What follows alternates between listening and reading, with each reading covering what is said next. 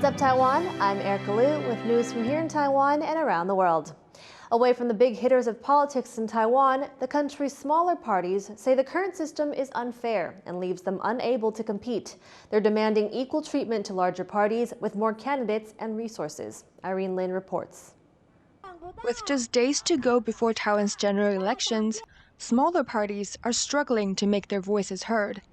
Representatives from a number of minor parties gather outside the Central Election Commission in Taipei to call for a level playing field.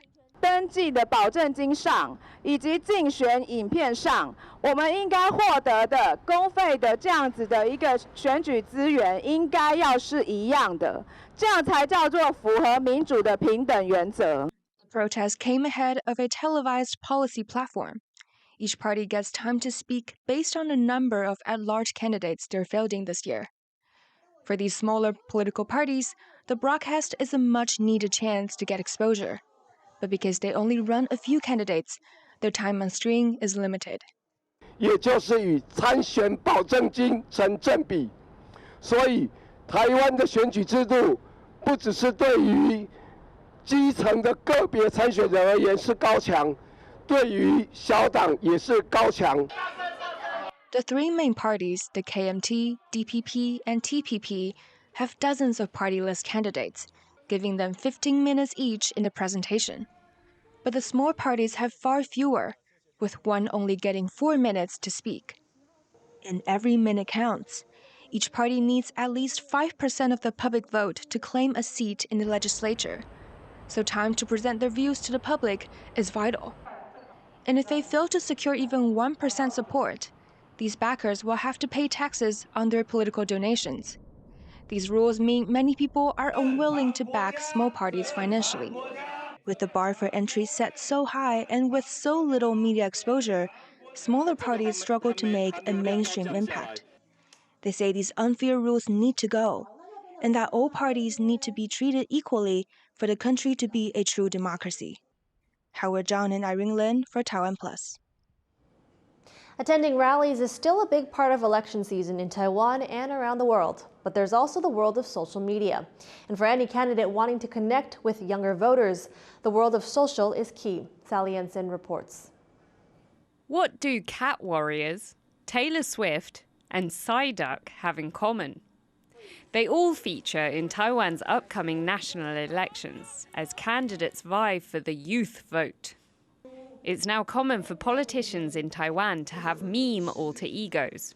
Ruling Democratic Progressive Party presidential candidate Lai Ching-te is the dog to running mate Bi Kim-hsiao's cat warrior, both cuddly contrasts to the wolf warrior character representing China, which constantly harasses Taiwan geopolitically.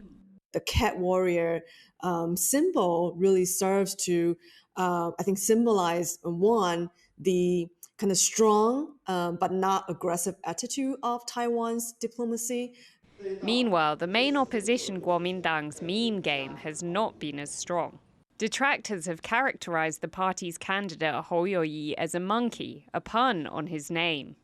Recently, his running mate politicized international superstar Taylor Swift to criticize the DPP, claiming she didn't want to come perform in Taiwan over concerns of a Chinese invasion. Meanwhile, Ke Wen-je of the Third Force Taiwan People's Party is hitting the streets with his Pokemon alter ego Psyduck, whose Chinese name is a pun on his own, and they look similar as well. Of the three candidates, he has the biggest following on social media and is popular among 20 to 40-year-olds.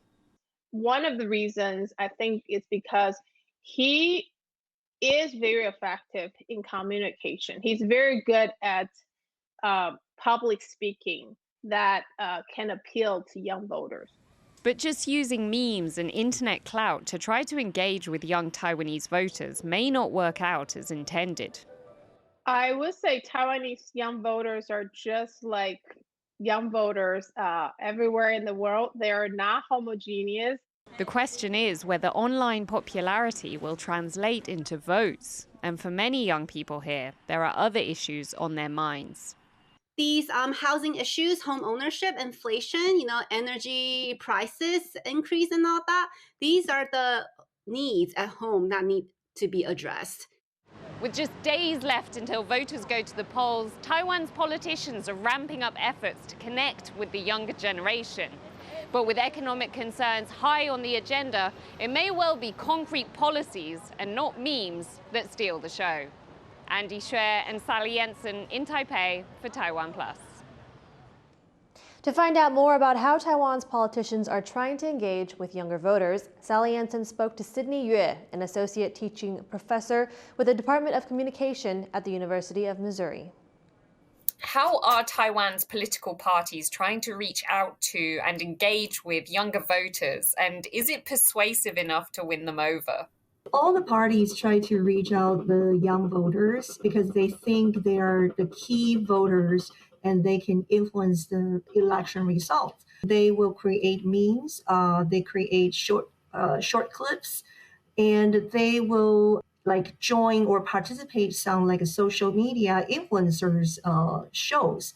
So they try very hard to reach out all these young voters and try to make themselves popular and interesting.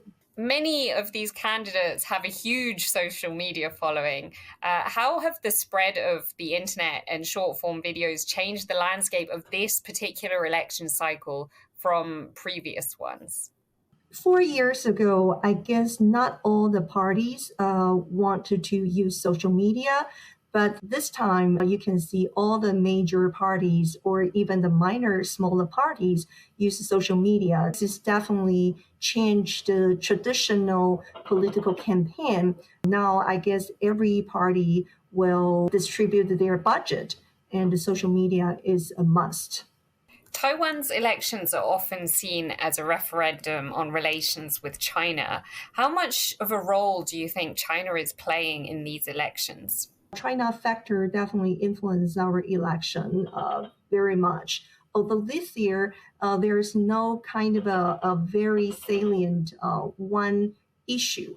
However, we can see that China tries to influence the social media, how perceive the candidates' information through TikTok, and those informations probably will be very different from a Facebook, IG, or other major social medias in Taiwan.